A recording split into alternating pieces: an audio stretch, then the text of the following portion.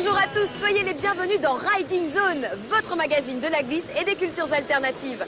Cette semaine, je suis sur la plage des Bourdaines à Seignos, dans les Landes, pour l'une des étapes du championnat du monde de surf féminin, le Swatch Girls Pro. Au programme de l'émission, il y aura donc du surf, mais aussi du kitesurf, du BMX.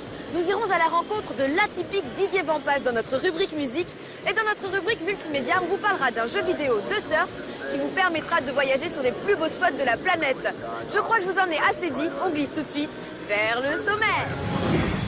Dans la famille O, tout le monde surfe et plutôt bien, la preuve avec la petite dernière Coco, qui est à la hauteur de l'héritage.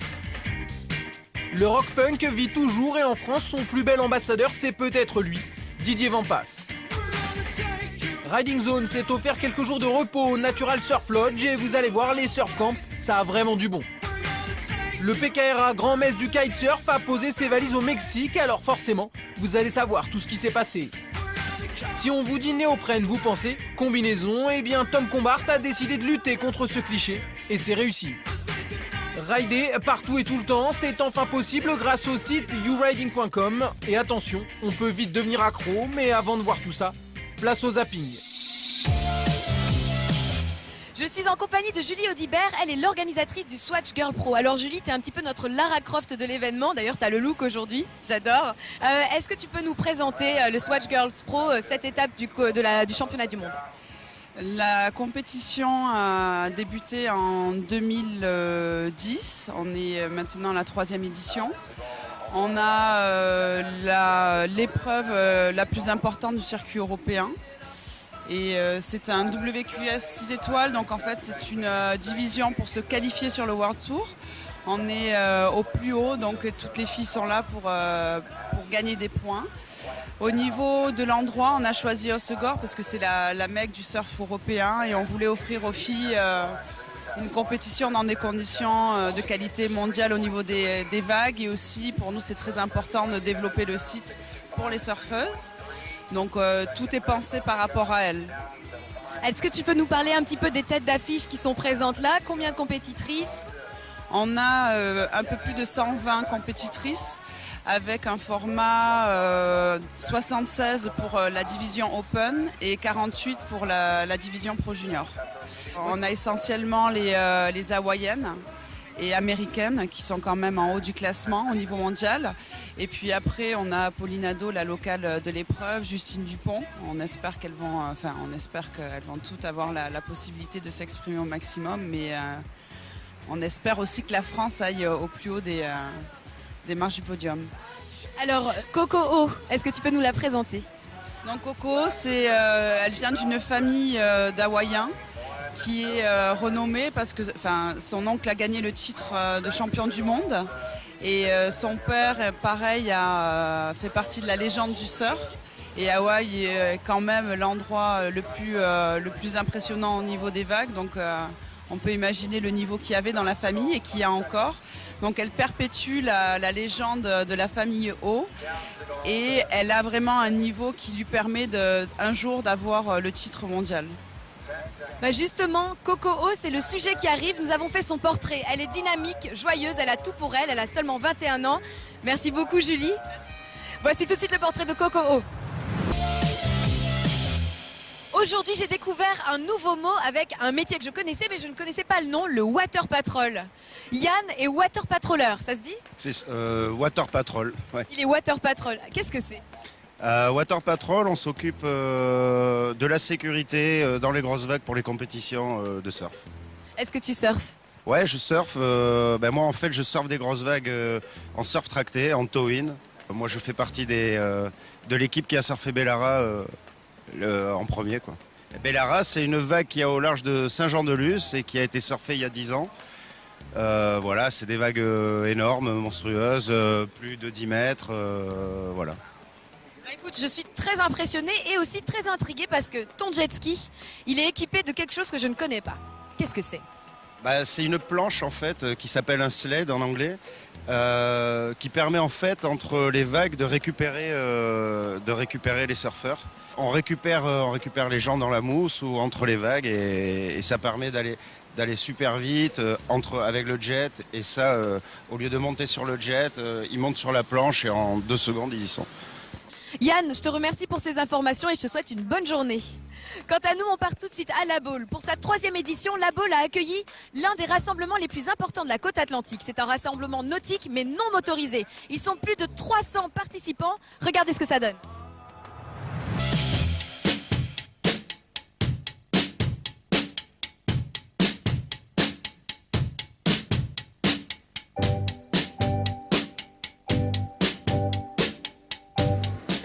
La compétition bat son plein et pendant que les filles sont en train de se succéder dans les vagues, moi je vous propose notre rubrique musique. Didier Vampas, il fait figure d'exception dans le paysage rock français.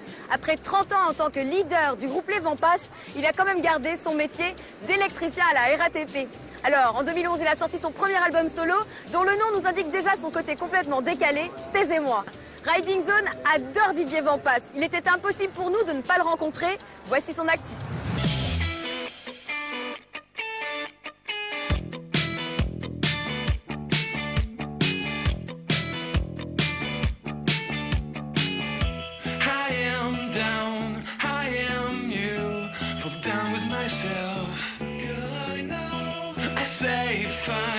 Can you just give us your impression today? Yeah, the waves today are really nice. It's still kind of small, but it's just like kind of fun, rippable left. So I think all the girls are really stoked because it was pretty much flat yesterday, so we were a little scared. But you did a great job. At the beginning, I was sure you will do something. It was like you felt it today.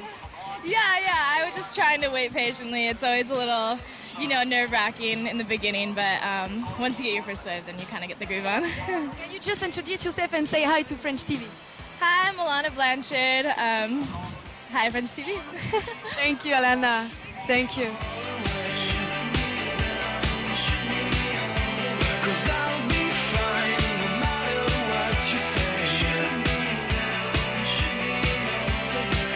Alana vient de sortir de l'eau et une nouvelle série vient de reprendre. J'espère que toutes ces nanas vous donnent envie de faire du surf. Et si c'est le cas, voici tout de suite un sujet sur les surf camps.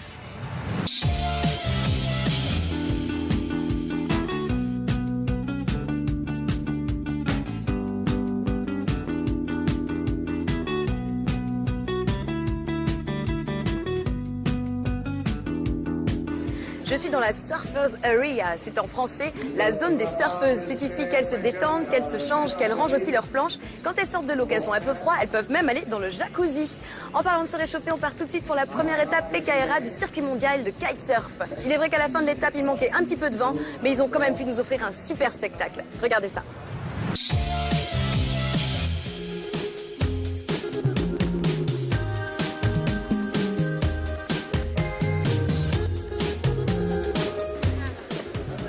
Alors que sur la plage des Bourdaines, le vent vient de tourner à l'ouest, j'ai une question à vous poser. Si je vous dis néoprène, vous pensez à quoi? Tout de suite aux combinaisons de surf? Eh bien, nous avons trouvé une alternative. Il y a une marque qui a lancé une ligne de vêtements en néoprène. Dans notre sujet, vous allez voir que ce n'est pas forcément noir et que ça peut être stylé. Reportage.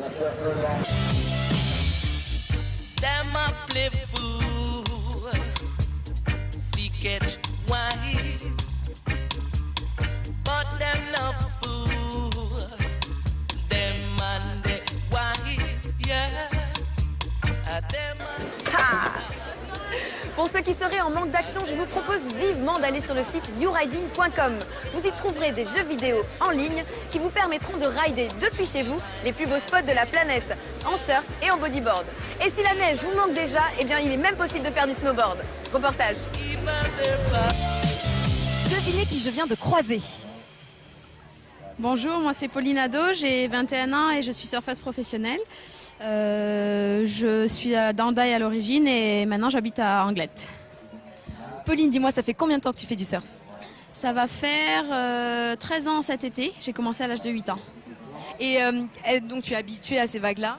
Ouais, les vagues des Landes, d'Osgore, Seignos, c'est des vagues que j'apprécie beaucoup. Dès que les conditions sont bonnes, je viens ici. Et en niveau beach break, c'est l'une des meilleures vagues au monde.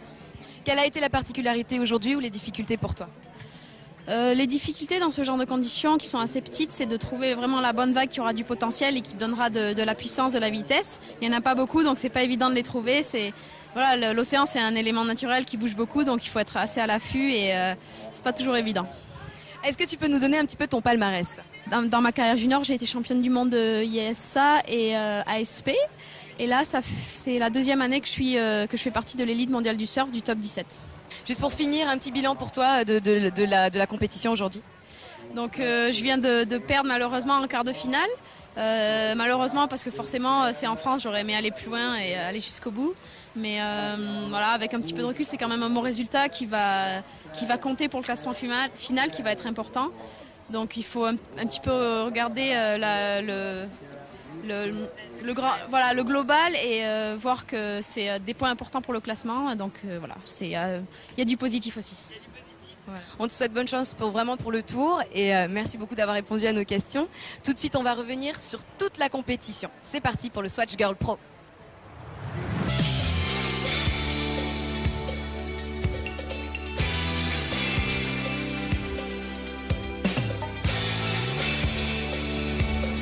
Et voilà, Riding Zone, c'est fini pour aujourd'hui et c'est Courtney Cornlone qui gagne le Swatch Girls Pro France 2012. On se retrouve la semaine prochaine pour le dernier numéro de Riding Zone de la saison.